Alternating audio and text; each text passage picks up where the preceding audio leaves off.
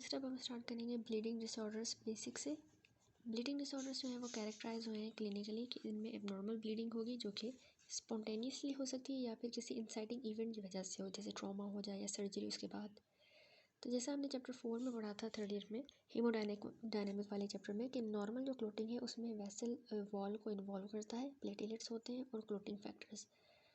उसके बाद जो है ये फॉलो करता है कि एबनॉर्मलिटीज़ किसी भी इस एक कंपोनेंट में लीड करेगा क्लिनिकली सिग्निफिकेंट ब्लीडिंग के अंदर। अब रिव्यू लेबॉर्ट्री टेस्ट का जो यूज़ किए जाते हैं for the evaluation of the patient जिनमें सस्पेक्टेड ब्लीडिंग डिसऑर्डर हो अलॉन्ग विथ प्रिंसिपल्स इन्वॉल्व, वो हम आगे देखेंगे कि कौन से टेस्ट लैब टेस्ट किए जाते हैं ब्लीडिंग डिसऑर्डर में, ठीक है। और इसके साथ स्पेसिफिक डिसऑर्डर्स भी हम देखेंगे कोगुलेशन के। फिर हम फिनिश करेंगे डिस्कशन कुछ क्लिनिकली इंपॉर्टेंट कॉम्प्लिकेशंस की जो कि ब्लड ट्रांसफ्यूजन्स की होती हैं। मोस्ट जो इम्पोर्टेंट टेस्ट है ना for the investigation of the suspected coagulopathies उनमें आता है एक प्रोथ्रोम्बिन टाइम, पीटी। अब ये पीटी जो होता है ना ये टेस्ट जो है असेस करता है हमारे एक्सट्रिंसिक और कॉमन जो कोएगुलेशन पाथ है इन पाथवेज को असेस करता है। इसमें जो है हम मेजर करते हैं टाइम को सेकंड्स के अंदर, सेकंड्स में होता है, ठीक है। वो टाइम जो कि चाहिए होता है प्लाज्मा को कि वो क्लॉट करे after the addition of tissue thromboplastin. For example brain extract हम यूज़ कर सकते हैं और कैल्शियम आयंस ये ऐड करने के बाद प्लाज्मा कितना टाइम ले रहा है क्लॉट करने में उसको हम मेजर करेंगे और वो टाइम सेकंड्स में होता है। तो अब प्रोलॉन्ग पीटी यानी ये टाइम अगर बढ़ जाता है तो वो होता है फैक्टर 5 की डेफिशिएंसी में, फैक्टर नंबर 7 या फैक्टर 10, या प्रोथ्रोम्बिन की डेफिशिएंसी या फिब्रिनोजिन की, या फिर प्रेजेंस हो एक्वायर्ड इनहिबिटर्स की। टिपिकली कोई ऐसी एंटीबॉडी है जो कि इंटरफियर कर रही है एक्सट्रिंसिक पाथवे के साथ, तो उसकी वजह से भी ये पीटी जो है हमें प्रोलॉन्ग मिलती है। अगला जो है टेस्ट वो है पार्शियल थ्रोम्बोप्लास्टिन पीटीटी। अब ये टेस्ट जो है ना ये हमारे इंट्रिंसिक पाथवे को असेस करेगा और कॉमन कोएगुलेशन पाथवे को। अब ये फ़र्क देखें, उसमें एक्सट्रिंसिक था, इसमें इंट्रिंसिक है, बाकी दोनों में कॉमन कोएगुलेशन पाथवेज भी हैं। अब इसमें भी टाइम सेकंड्स में भी मेजर होता है। अब ये वो टाइम है जो कि प्लाज्मा ले रहा है to clot after the addition of kaolin, cephalin and calcium. बात दोनों की सेम ही है, बस वहाँ पे हमने जब टिश्यू थ्रोम्बोप्लास्टिन ऐड किया था और कैल्शियम आयंस, यहाँ पे हम केओलिन, सिफेलिन और कैल्शियम आयंस ऐड करेंगे।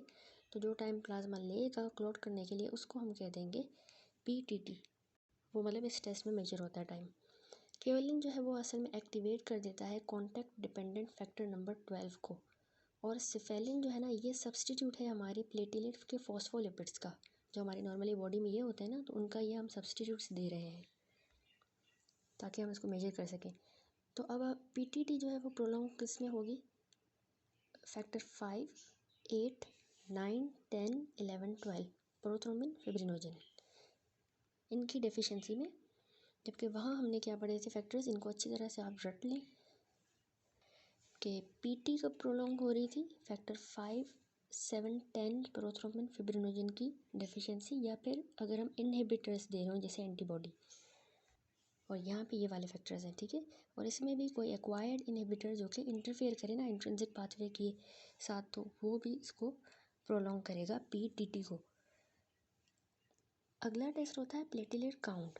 तो प्लेटलेट काउंट जो है वो ऑब्टेन किया जाता है एंटी कोएगुलेटेड ब्लड में से, उसमें using an electronic particle counter. अब प्लेटलेट काउंट की जो रेफरेंस रेंज होती है वो है 1,50,000 से 4,50,000 पर माइक्रोलीटर। तो काउंट्स जो है आउटसाइड दिस रेंज जो है उसको हम कंफर्म करते हैं विजुअल इंस्पेक्शन के साथ, ठीक है। पेरिफेरल ब्लड स्मीयर में हम देख के बताएंगे। अगला टेस्ट है test for the platelet function. तो प्रेजेंटली जो है ना कोई भी टेस्ट जो है वो प्रोवाइड नहीं करता इतनी adequate assessment for the complex function of the platelet. Aggregation test जो है ये मेजर करते हैं response of the platelet to certain agonist, and qualitative and quantitative test of the von Willebrand factor, जो कि हम अगर रिकॉल करें कि ये प्लेटलेट के एडिशन के लिए विद सबवास्कुलर कोलेजन उसके साथ अडेयर कराने के लिए चाहिए होता है। तो ये जो है ना ये दो कॉमनली क्लिनिकली यूज टेस्ट है जिनसे हम प्लेटलेट के फंक्शन का अंदाज़ा लगाते हैं। एक और पुराना टेस्ट ब्लीडिंग टाइम, ये भी कुछ वैल्यू लिखता है, लेकिन टाइम कंज्यूमिंग है और ये मुश्किल होता है टू स्टैंडर्डाइज, इसलिए हम ये रेयरली परफॉर्म करते हैं। अब जो नए इंस्ट्रूमेंट बेस्ड असे हैं जो हमें क्वांटिटेटिव मेजर्स देते हैं प्लेटलेट के फंक्शन का, क्वांटिटेटिव, ठीक है, तो वो इवेल्युएट हुए हैं, लेकिन अब अभी तक रूटीन में यूज़ नहीं हो रहे क्लिनिक में। इसके अलावा अब मोर स्पेशलाइज टेस्ट भी अवेलेबल हैं, जिनमें जो है ना level of specific clotting factors और फिब्रिन स्प्लिट प्रोडक्ट्स जो हैं वो मेजर किए जाते हैं, या फिर असेस किया जाता है सर्कुलेटिंग एंटीकोगुलेंट्स की प्रेजेंस। तो इस तरह के जो स्पेशलाइज टेस्ट भी अब आ गए हैं। ब्लीडिंग डिसऑर्डर्स जो है ना ये स्टेम करते हैं जब एबनॉर्मलिटीज़ आ जाएं वेसल में, प्लेटिलेट्स या कोएगुलेशन फैक्टर्स में अलोन, या फिर ये कॉम्बिनेशन में भी हमें ये एबनॉर्मलिटीज मिल सकती हैं। तो ब्लीडिंग जो है वो रिजल्ट करती है जब वास्कुलर फ्रेजाइलिटी देखी जाती है, जो कि विटामिन सी की डेफिशिएंसी में होता है, स्कर्वी में। वेसल्स मतलब ब्लड वेसल फ्रेजाइल हो जाती है। इसके अलावा सिस्टेमिक अमाइलोइडोसिस में ग्लूकोकॉर्टिकोइड के क्रोनिक यूज़ की वजह से, और रेयर इनहेरिटेड कंडीशंस जो कि हमारे कनेक्टिव टिश्यूज़ को अफेक्ट करते हैं, और लार्ज नंबर ऑफ इन्फेक्शियस और हाइपर सेंसिटिविटी वैस्कुलाइटाइड्स में भी जो है ब्लीडिंग डिसऑर्डर्स होते हैं। अब कुछ जो कंडीशन है इस तरह की वो हम अगले चैप्टर्स में देखेंगे, बाकी जो है ना वो beyond the scope of this book है। ब्लीडिंग जो रिजल्ट करती है प्योरली वास्कुलर फ्रेजाइलिटी की वजह से, वो कैरेक्टराइज होती है कि उसमें स्पॉन्टेनियस अपीयरेंस होती है पेटिकिया की। देखिए वास्कुलर फ्रेजाइलिटी वाली ब्लीडिंग में हमें पेटिकिया भी मिलेंगे और इकाइमोसिस मिल सकते हैं स्किन और म्यूकस मेम्ब्रेन में, पार्टिकुलरली जो थोड़ा बहुत भी ट्रॉमा होगा तो उसकी वजह से बनेंगे। तो मोस्ट इंस्टेंसेस में जो है लैब टेस्ट जो है कोगुलेशन के हमें नॉर्मल ही मिलते हैं। उसके बाद कह रहा है कि ब्लीडिंग जो है ना वो हम इसके ब्लीडिंग जो है वो ट्रिगर भी हो सकती है किसी सिस्टमिक कंडीशन की वजह से, जो इन्फ्लेम कर रही है या डैमेज कर रही है हमारे एंडोथेलियल सेल्स को, तो उनकी वजह से भी ब्लीडिंग हो सकती है। अगर सिवियर इनफ होगी तो इस तरह की इंसल्ट जो है वो कन्वर्ट करेंगी वास्कुलर लाइनिंग को प्रोथ्रोम्बोटिक सरफेस के अंदर, जो एक्टिवेट कर देगा कोएगुलेशन को through out the circulating system. तो पूरी सर्कुलेशन में जो है इस एंडोथेलियल की डिफेक्ट की वजह से जो है कोएगुलेशन हो रही होगी, उसको कहते हैं डायसेमिनेटेड इंट्रावास्कुलर कोएगुलेशन, क्योंकि एंडोथेलियम ही एक्टिवेट हो गई है, इस तरह की हो गई है कि वो थ्रोम्बोटिक सरफेस की तरह एक्ट कर रही है।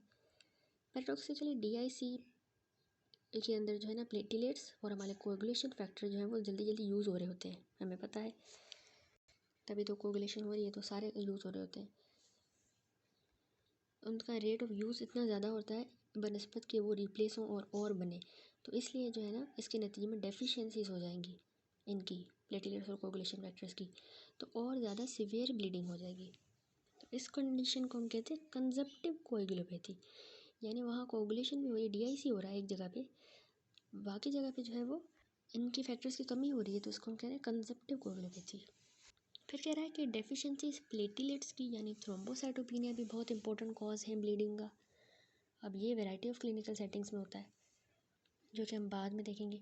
बाकी ब्लीडिंग डिसऑर्डर्स जो कि क्वालिटेटिव डिफेक्ट्स जब प्लेटिलेट के फंक्शन में आ जाए उसकी वजह से हों, तो इस तरह के डिफेक्ट्स एक्वायर हो सकते हैं, जैसे कि यूरीमिया में और सर्टेन माइलोप्रोलिफरेटिव डिसऑर्डर्स में, और एस्पिरिन की इंजेक्शन के बाद, या फिर इनहेरिटेड जैसा कि वॉन विलीब्रेंड डिजीज़ में होता है, और भी जो है ना रेयर कंजेनाइटल डिसऑर्डर्स हो सकते हैं। तो क्लिनिकल साइंस इनएडिक्वेट प्लेटलेट फंक्शन के जो है उसमें हमें क्या मिलते हैं कि पेशेंट को जो है ब्रूजिंग होगी, नाक से खून आएगा, और माइनर सा ट्रॉमा भी उसमें एक्सेसिव ब्लीडिंग कराएगा, और मेनोरेजिया भी होगा। ब्लीडिंग डिसऑर्डर्स होते हैं ना वो स्टेम करते हैं जब डिफेक्ट आ जाए एक या ज़्यादा कोएगुलेशन फैक्टर्स में, ठीक है, एक या ज़्यादा कोएगुलेशन फैक्टर्स में अगर डिसऑर्डर आ जाए, डिफेक्ट आ जाए, तो इस तरह के ब्लीडिंग डिसऑर्डर्स में पीटीटी या दोनों जो है प्रोलॉन्ग हो जाते हैं। तो अनलाइक द प्लेटलेट डिफेक्ट्स, पेटिकिया और जो म्यूकोजल ब्लीडिंग है वो इसमें हमें नहीं मिलती और ये यूजुअली एब्सेंट होती हैं, ठीक है, इस तरह की ब्लीडिंग में। इंस्टेड हेमरेजेस जो है ना वो बंद होते हैं as a part of a body, और ये होते हैं सब्जेक्ट टू द ट्रॉमा, जैसे कि जॉइंट में होगा हेमरेज, लोअर एक्सट्रीमिटीज़ की जॉइंट्स में। मैसिव हेमरेज जो है वो सर्जरी के बाद मिल सकता है, डेंटल प्रोसीजर्स के बाद या सीवियर ट्रॉमा के बाद।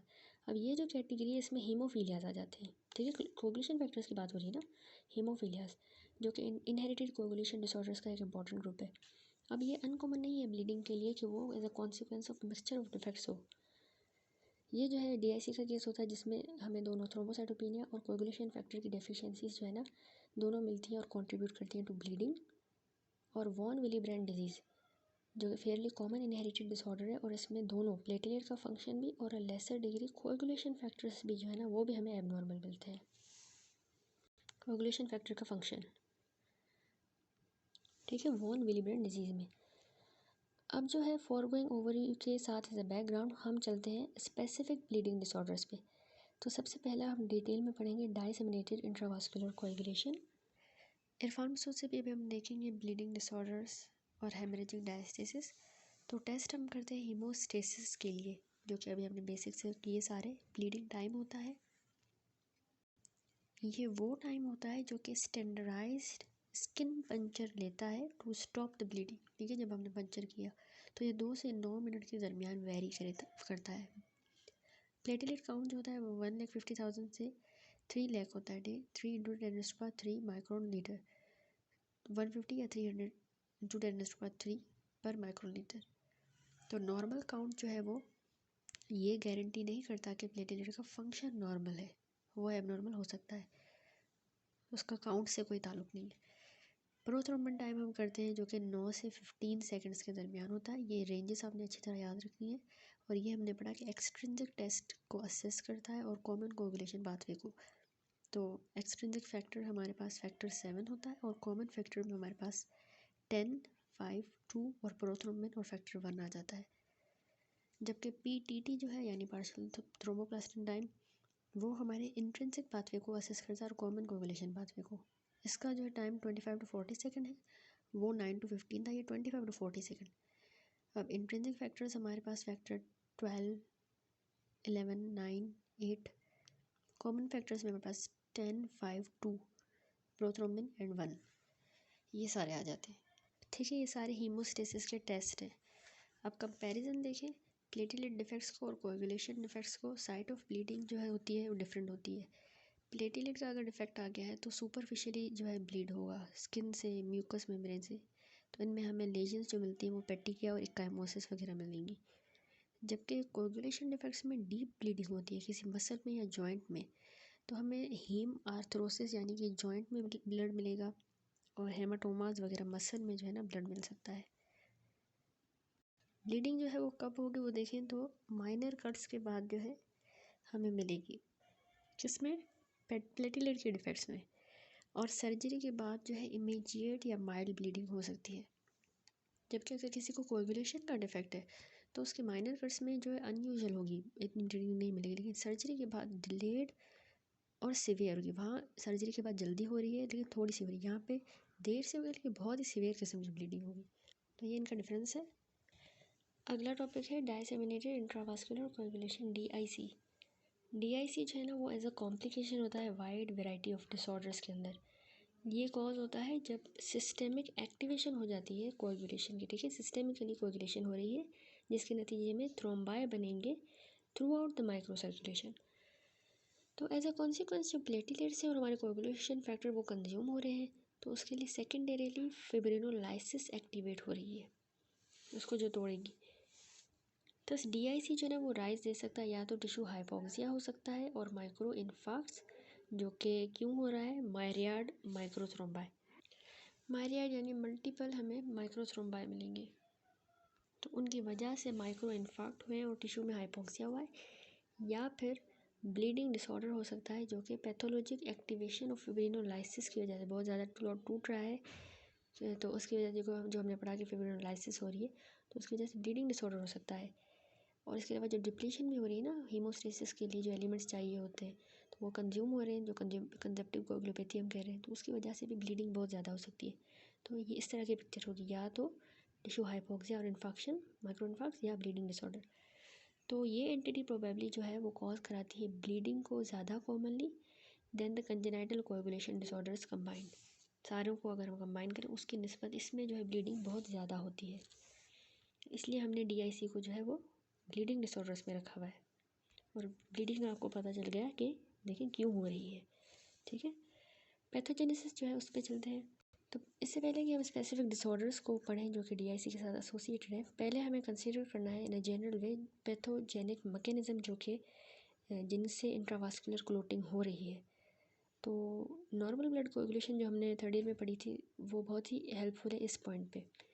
ये सुफाइस करता है कि हम रिकॉल करें कि जो क्लोटिंग है वो इनिशिएट होती है या तो एक्सट्रिंसिक पाथवे के थ्रू, जो ट्रिगर होता है जब रिलीज़ होता है टिश्यू फैक्टर का, यानी टिश्यू थ्रोम्बोप्लास्टिन का जब रिलीज़ होता है, या फिर इंट्रिंसिक पाथवे के थ्रू होती है जिसमें फैक्टर 12 की एक्टिवेशन हो जाती है सरफेस कॉन्टैक्ट से कोलेजन या नेगेटिवली चार्ज सब्सटेंसेस की वजह से 12 फैक्टर एक्टिवेट होता है इंट्रिंसिक पाथवे में।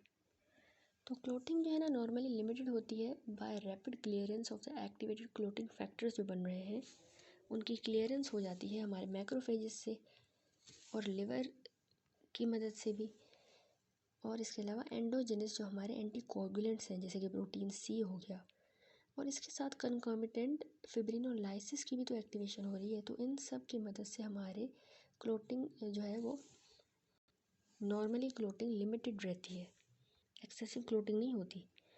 तो मतलब उसके ओपोनेंट्स भी मौजूद हैं।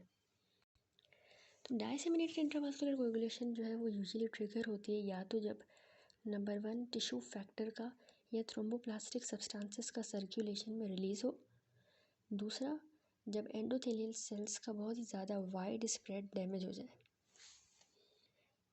ठीक है, एंडोथेलियल सेल्स डैमेज होंगे तो जाहिर सी बात है ये इंट्रिंसिक पाथवे होगा, फैक्टर 12 कॉन्टैक्ट वगैरह में आएगा, और नंबर 1 पॉइंट जो है कि टिश्यू फैक्टर जो है रिलीज़ हो तो वो एक्सट्रिंसिक पाथवे करवा देगा। तो इससे जो है डीआईसी ट्रिगर होता है। ये फिगर देखिए, इसमें पैथोफिजियोलॉजी दिखाई गई है डायसेमिनेटेड इंट्रावास्कुलर कोएगुलेशन की। सबसे पहले जो है मैसिव या तो टिश्यू डिस्ट्रक्शन हो या सेप्सिस हो जाए या फिर एंडोथेलियम अगर इंजर होती है तो उनकी वजह से टिश्यू फैक्टर इन सब की वजह से रिलीज़ होता है। एंडोथेलियल की इंजरी से प्लेटिलेट भी एग्रीगेट करते हैं। तो ये दोनों इवेंट्स जो है वो वाइड स्प्रेड माइक्रोवास्कुलर थ्रोम्बोसिस करवाएंगे।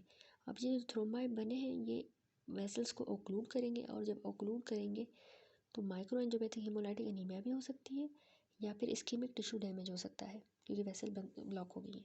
इसके अलावा यही थ्रोम्बाई जो है इनमें क्लोटिंग फैक्टर और प्लेटलेट्स कंज्यूम हो रहे हैं ना, तो कंजप्टिव कोगुलोपैथी होगी और ब्लीडिंग बहुत ज़्यादा हो जाएगी। इसके अलावा नंबर 3 यही वाइड स्प्रेड माइक्रोवास्कुलर थ्रोम्बाई जो है इनकी वजह से प्लाज्मिन एक्टिवेट होगा। प्लाज्मिन की वजह से फिर फिब्रिनोलाइसिस होगी और फिब्रिन के स्प्लिट प्रोडक्ट्स हमें मिलेंगे जो फिब्रिन टूटा है, यानी थ्रोम्बिन इनहिबिट हो जाएगा उसकी वजह से, प्लेटिलेट की एग्रीगेशन भी इनहिबिट होगी और फिब्रिन की पॉलीमराइजेशन भी नहीं होगी इन फिब्रिन स्प्लिट प्रोडक्ट्स की वजह से। इसके अलावा जो प्लाज्मिन एक्टिवेट हुआ है उसने एक तो फिब्रिनोलाइसिस करवाई, दूसरा प्रोटियोलाइसिस करवा देगा ये क्लोटिंग फैक्टर्स की, उनको भी तोड़ेगा, तो वो भी टूटेंगे तो ब्लीडिंग ज़्यादा होगी।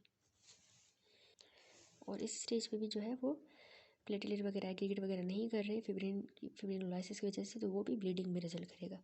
तो इसीलिए डीआईसी को जो है वो ब्लीडिंग में ज़्यादातर रखा जाता है। वैसे तो कोएगुलेशन डिफेक्ट भी है लेकिन ये इसमें ब्लीडिंग ज़्यादा होगी बनस्पत बाकी सारे कंजेनाइटल डिसऑर्डर्स में, कंजेनाइटल कोएगुलेशन डिसऑर्डर्स के।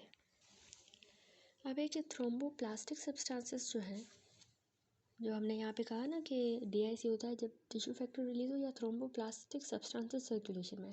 तो थ्रोम्बोप्लास्टिक सब्सटेंसेस रिलीज़ होते हैं सर्कुलेशन में वैरायटी ऑफ सोर्सेज से।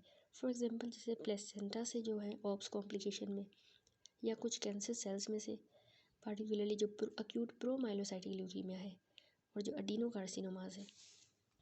कैंसर सेल्स भी जो है कोएगुलेशन को प्रोवोक करते हैं बाकी तरीक़ों से, जैसे कि ये जो है ना प्रोटीलाइटिक एंजाइम्स को रिलीज़ कर रहे होते हैं, और इसके अलावा ये टिश्यू फैक्टर को एक्सप्रेस कर रहे होते हैं, तो उसकी वजह से जो है कोएगुलेशन करवाएंगे। ग्राम नेगेटिव और ग्राम पॉजिटिव जो सेप्सिस होती है ये बहुत ही इंपॉर्टेंट कॉज है डीआईसी का। तो एंडोटॉक्सिन और एक्सोटॉक्सिन जो बनेंगे वो टिश्यू फैक्टर के रिलीज़ को स्टिमुलेट करते हैं, टिश्यू फैक्टर जो है वो मोनोसाइट्स से रिलीज़ करवा देंगे। तो एक्टिवेटेड मोनोसाइट्स भी जो है इंटरल्यूकिन 1 बना रहे होते हैं और ट्यूमर नेक्रोसिस फैक्टर बना रहे होते हैं। तो ये दोनों भी जो है वो टिश्यू फैक्टर को एक्सप्रेस करते हैं एंडोथेलियल सेल्स के ऊपर और सिमल्टेनियसली थ्रोम्बोमोडुलिन के एक्सप्रेशन को कम कर देते हैं, ये दोनों फैक्टर्स। तो आगे हम देखेंगे कि सॉरी, ये जो लेटर है यानी जो ट्यूमर नेक्रोसिस फैक्टर है, ये प्रोटीन सी को भी एक्टिवेट करता है, जो कि हमारा एक एंटी कोएगुलेंट है। तो इसके नतीजे में क्या होगा कि ये अल्ट्रेशन जो है इन्हेंस जनरेशन करवाएंगी थ्रोम्बिन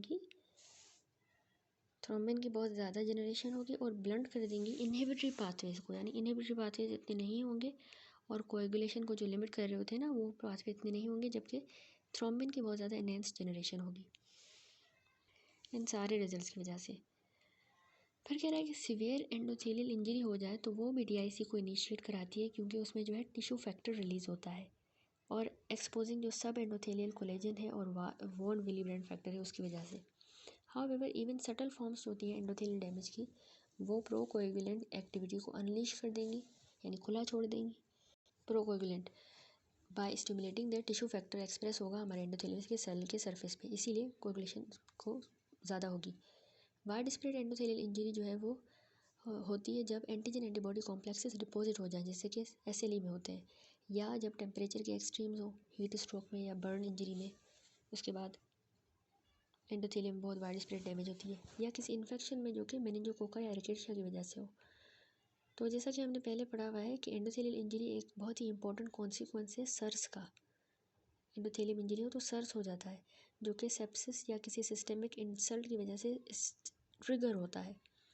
और ये सरप्राइजिंग नहीं है कि डीआईसी जो है वो बहुत ही फ्रीक्वेंट कॉम्प्लिकेशन है इस सर्स की, ठीक है, सर्स की वजह से डीआईसी होता है। अब डिसऑर्डर्स जो कि डीआईसी के साथ एसोसिएटेड है वो स्टेबल में गिवन है, ठीक है, 12.12 में। ये है मेजर डिसऑर्डर्स जो कि डीआईसी में होंगे, डाइसेमिनेटेड इंट्रावास्कुलर कोएगुलेशन में। सबसे पहले ऑब्स की कॉम्प्लिकेशन हो सकती है डीआईसी में, जिनमें एब्रप्शो प्लेसेंटा हो सकता है, retained dead foetus, septic abortion, amniotic fluid embolism और टॉक्सीमिया। इन्फेक्शंस कौन से होंगे? सेप्सिस की वजह से डीआईसी हो सकता है, ग्राम नेगेटिव ग्राम पॉजिटिव। मेनिंजोकोक्सीमिया की वजह से, रॉकी माउंटेन स्पॉटेड फीवर जो कि टिक की वजह से स्प्रेड होता है, हिस्टोप्लाज्मोसिस जो फंगल इन्फेक्शन है, और एस्पेरजिलोसिस भी, और मलेरिया की वजह से भी डीआईसी होगा, इन सब कॉम्प्लिकेशन और इनकी वजह से। अगला नियोप्लाज्म देखें तो पेनक्रियास के कार्सिनोमा, प्रोस्टेट, लंग और स्टमक का, वो डीआईसी करवाएंगे। और एक ल्यूकीमिया भी हमने पढ़ी, अक्यूट प्रोमाइलोसाइटिक, उसमें से भी डीआईसी होगा। इसके अलावा मैसिव टिश्यू इंजरी हो, कैसे होगी? ट्रॉमा में, बर्न्स में, एक्सटेंसिव सर्जरी में। मिस्केलिनियस में देखें तो अक्यूट इंट्रावास्कुलर हाइमोलाइसिस हो, स्नेक बाइट हो गई हो, अगर जायंट कोई हेमेंजोमा है, शॉक है किसी को पेशेंट को हुआ, हीट स्ट्रोक की वजह से vasculitis, aortic aneurysm, liver disease, तो ये भी जो है कंट्रीब्यूट करते हैं टू डाइसेमिनेटेड इंट्रावास्कुलर कोएगुलेशन। तो इनमें जो है ना डीआईसी जो है वो बहुत ज़्यादा जो है वो एसोसिएटेड है सेप्सिस के साथ, obs complication, malignancy, major trauma, specially जो ब्रेन को ट्रॉमा हो, ये हमने सारा देखा फिगर में, टेबल में, ठीक है। तो ट्रॉमा में स्पेशली जो ब्रेन को हो उसमें इनिशिएटिंग इवेंट जो है इन कंडीशंस के वो मल्टीपल है और ऑफन इंटर रिलेटेड है। फॉर एग्जांपल जैसे ऑब्स की कॉम्प्लिकेशन है, कंडीशन है, तो उसमें जो टिश्यू फैक्टर है ना वो हमारी प्लेसेंटा से ही ड्राइव होता है। इसके अलावा रिटेन डेड फीटस या एमनियोटिक फ्लूइड जो है वो सर्कुलेशन में चला जाता है, उसकी वजह से हो सकता है। हाउएवर शॉक, हाइपोक्सिया और एसिडोसिस जो है ना ये भी कोएग्जिस्ट कर सकती हैं और इनकी वजह से भी वाइड स्प्रेड एंडोथेलियल इंजरी होगी। ब्रेन को अगर ट्रॉमा हो जाता है ना तो उसमें फ़ैट रिलीज़ होता है और फॉस्फोलिपिड्स भी रिलीज़ होते हैं, जो एक कॉन्टैक्ट फैक्टर की तरह एक्ट कर रहे होते हैं और एक्टिवेट कर देंगे हमारे intrinsic arm of the coagulation factor cascade को या पाथवे को। अब what ever the pathogenic mechanism, DIC के दो ही कॉन्सिक्वेंस होंगे। पहला ये कि वाइड स्प्रेड फिब्रिन की डिपोजिशन हो रही है माइक्रो सर्कुलेशन में, तो एसोसिएटेड जो ऑब्स्ट्रक्शन होगी तो उसकी वजह से इस्कीमिया होगा, मोर सीवियरली अफेक्टेड और वल्नरेबल ऑर्गन्स जो है उनमें, और हीमोलाइसिस हो जाएगी रेड सेल्स की जो कि ट्रोमाटाइज हो रहे हैं जब वो उन वेसल्स से पास करेंगे, वो जो नैरो वेसल्स है ना जिनमें फिब्रिन बन गया ये वाला फिब्रिन, तो उनमें से जब वो पास करेंगे तो टूटेंगे, तो उसको कहते हैं माइक्रो एंजियोपैथिक हीमोलाइटिक एनीमिया। दूसरा ये होता है कॉन्सिक्वेंस डीआईसी का कि क्योंकि डिप्लीशन हो रही है प्लेटलेट्स की, क्लोटिंग फैक्टर्स की, और इसके अलावा सेकेंडरी रिलीज़ मिल रहा है हमें प्लाज्मिनोजन एक्टिवेटर्स का, ठीक है, वो भी रिलीज़ हो रहे हैं, तो इसीलिए सुपर इम्पोज ब्लीडिंग टेंडेंसी हमें मिलेगी इनकी वजह से। प्लाज्मिन जो है वो ना कि सिर्फ फिब्रिन को क्लीव करता है, जो कि हमने यहाँ पे फिगर में भी देखा, लेकिन आल्सो ये फैक्टर नंबर 5 और 8 को भी करेगा। तो इसीलिए उनकी जो कंसनट्रेशन है वो भी जो है कम हो जाएगी, तो फर्दर कम होगी। तो इसके नतीजे में फिब्रिनोलाइसिस के अलावा जो है ना फिब्रिन डिग्रेडेशन प्रोडक्ट बना देता है, जिसको हम FTPs कहते हैं। तो FTPs जो है वो प्लेटलेट की हमने पढ़ा एग्रीगेशन को इनिबिट करते हैं और इनका एंटी थ्रोम्बिन एक्टिविटी होती है, और ये फिब्रिन की पोलीमराइजेशन को भी देखें इनिबिट करते हैं। तो ये सारी चीज़ें भी कंट्रीब्यूट करेंगी हीमोस्टेटिक फेलियर में, तो और ज़्यादा ब्लीडिंग होगी।